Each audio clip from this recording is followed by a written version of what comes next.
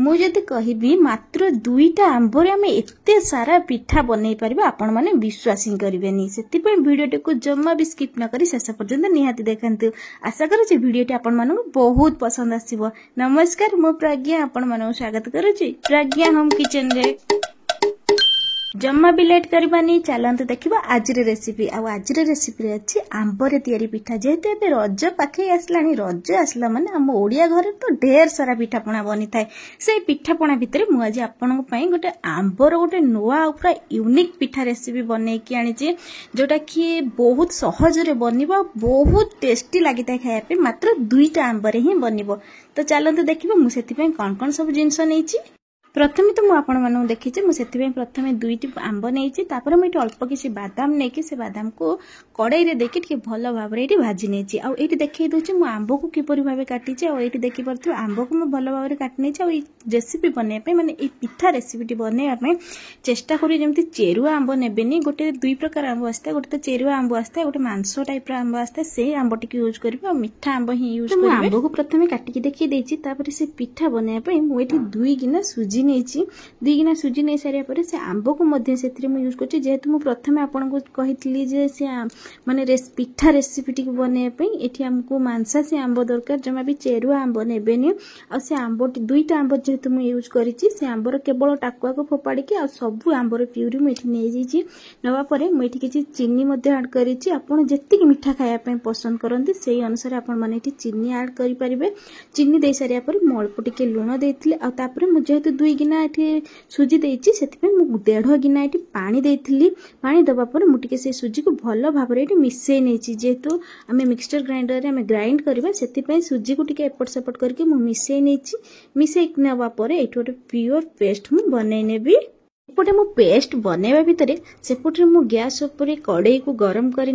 कड़ई में किसी रिफाइन तेल दे देछि आ तेल को किछि समय भल भाव में गरम होगापी मुझे छाड़ी देछि आ एपटे देखि पारुथिबे हमर तेल सेपटे गरम होबा भितर एपटे मु पेस्ट करके से सब को नहीं आसी आ एटी पूरा प्योर पेस्ट मु बनैछि जम्मा भी किछि खरदड़ा टाइप रो रखिनी पूरा प्योर पेस्ट बनैबे जत्ते भल भाव में पेस्ट बनिबो हमर पिठाटी सेते भल भाव में फुलिबो आ खाया पे सेतिकी सुंदर लगी थाए आ ये देखिपारे मुझे पेस्ट को गोटे बाउल को काढ़ी नहीं से सब को पेस्ट दे सारिया पर मुझे बादाम को भाजिकी रखी से बादाम को किसी समय सेमती छेची नहीं माने हल्का चूना करी नहीं से बादाम को मध्य मुझे ऐड करी नहीं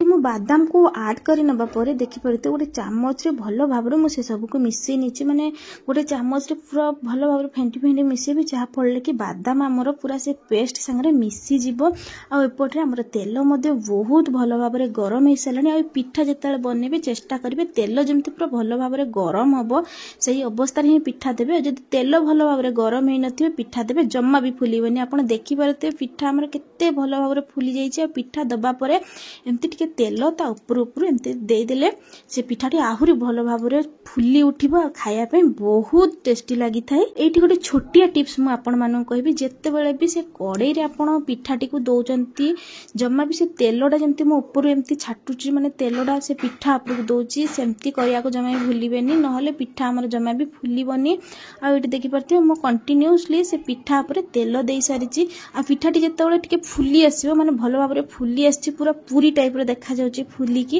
तापर से पिठाटी को नोटे नेबे आ सब चेष्टा करेंगे जमती एकाथरे सब पिठा देबेनी मु जमती प्रथमे देली तापर किछ समय पर पिठाटा हो सारिया पर आउ गोटे पिठा देली से पिठाटा हो सारिया पर मु एटा आउ गोटे पिठा देछि बस सेही भली आपण माने करिवे जेहेतु मु एटा गोटे बड़ कड़ाई अछि सेति पय मु एठी 2टा 3टा एमती पिठा देई दोछि जदि आपनकर छोट कड़ाई हेतिबो आपण गोटिए पिठा देबे पिठाटी भलो भाव में हो सारिया पर आउ गोटे पिठा दियंतु एठी देखि परथिबे मु प्रथमे जो पिठाटी देइतली से पिठार कलर मध्य चेंज हे गेलानी आ ए भली भाबे कंटिन्यूअसली मु ता ऊपर को तेल धीरे धीरे देउथिबी आ एठी गोटे छोटे ये कथा मन रखिथिबे पिठा बनैबा बेले गैस रे फ्लेम सब बेले मीडियम ही रखिबे जम्मा भी हाई करबेनी कि जम्मा भी लो करबेनी जहाँ फल कि पिठा हमर जम्मा भी भलो बनिबनी आ एठी देखि परथिबे एपट सेपट करि नै सारिया परे पिठा हमर पूरा भलो भाव में भाजी हे गेलानी माने पूरा लाल कलर देखा गेलानी पूरा मालपुआ टाइप रे देखा जाउची पिठाटी आ देखिया पे जेतिकी सुंदर देखा हेते खाइबा पे सेतिकी टेस्टी लगी थे माने प्रथम रु शेष पर्यंत पिठा एमती फुल्का फुल्का रहिबो पूरा तुला परी नरम रहिबो खाइबा पे बहुत टेस्टी होइथे।